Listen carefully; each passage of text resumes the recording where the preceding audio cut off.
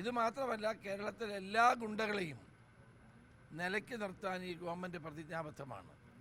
ജനങ്ങളുടെ സമാധാന ജീവിതം ഉറപ്പുവരുത്തുക എന്നാണ് ലക്ഷ്യം.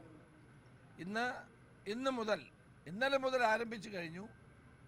നൊട്ടോറിയസ് ആയിട്ടുള്ള ഗുണ്ടകളും സാമൂഹ്യ വിരുദ്ധന്മാരും ജനങ്ങളുടെ സ്വൈര ജീവിതത്തെ തകർക്കാൻ ശ്രമിക്കുകയാണെങ്കിൽ ശക്തമായ നടപടി ഉണ്ടാകും.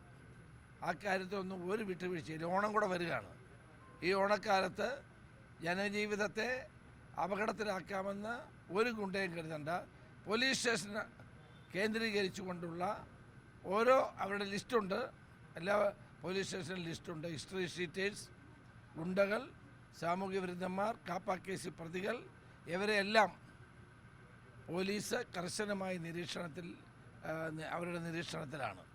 അതുകൊണ്ട് ജനങ്ങളെ വെല്ലുവിളിക്കാൻ ആരെയും അനുവദിക്കില്ല. ഒരു സംശയവും വേണ്ട. രാഷ്ട്രീയ സംരക്ഷണം കിട്ടിയിട്ടുണ്ടോ?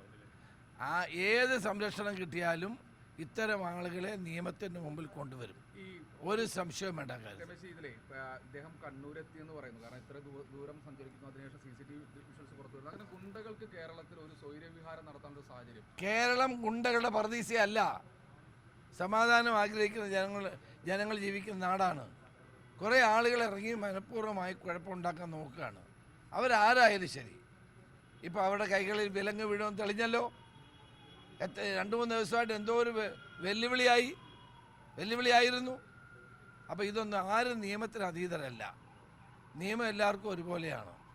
അതുകൊണ്ട് നിയമത്തെ വെല്ലുവിളിക്കാൻ ആരെയും ഈ സംസ്ഥാനത്ത് അനുവദിക്കുന്ന പ്രശ്നമില്ല.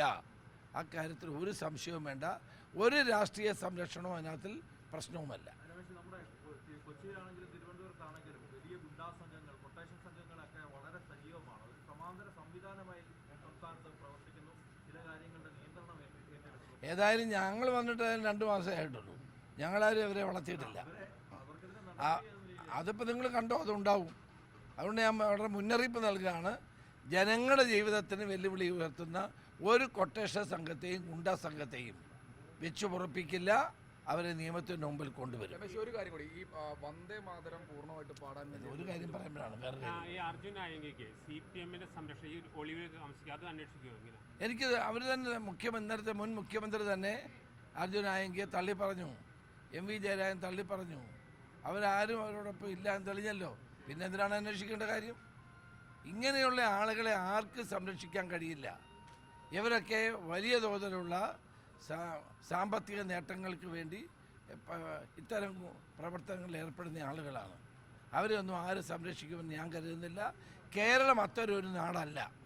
ഗുണ്ടകളെ പോറ്റി വളർത്തുന്ന, ഗുണ്ടകൾ മാത്രമല്ല, ഗുണ്ടകളെ പോറ്റി വളർത്തുന്ന ആളുകളെയും നിയമത്തിന് മുമ്പിൽ കൊണ്ടുവരും.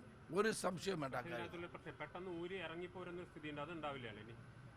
നിയമപരമായി സ്വീകരിക്കാവുന്ന എല്ലാ നടപടികളും സ്വീകരിക്കും. അങ്ങനെ ജനജീവിതത്തെ വെല്ലുവിളിക്കുന്ന ഒരു സാമൂഹ്യ വിരുദ്ധനെയും ഗുണ്ടയെയും കേരളത്തിൽ സ്വൈരവിഹാരം നടത്താൻ അനുവദിക്കില്ല.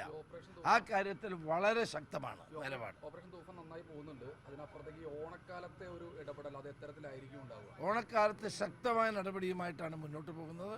പ്രത്യേകമായ നിർദ്ദേശം നൽകിയിട്ടുണ്ട്. സാമൂഹ്യ വിരുദ്ധന്മാർ, ഗുണ്ടകൾ, ഗ്യാങ്ങുകൾ, അതോടൊപ്പം തന്നെ മയക്കുമരുന്ന് മാഫിയകൾ, അവരെ കർശനമായി നിരീക്ഷിക്കാനും നടപടി സ്വീകരിക്കാനും നിർദ്ദേശം നൽകിയിട്ടുണ്ട്. ഇനി ഞാൻ നേരത്തെ ചോദിച്ച കാര്യത്തിലേക്ക് വന്ദേ മാതരവുമായി ബന്ധപ്പെട്ട വിഷയത്തിൽ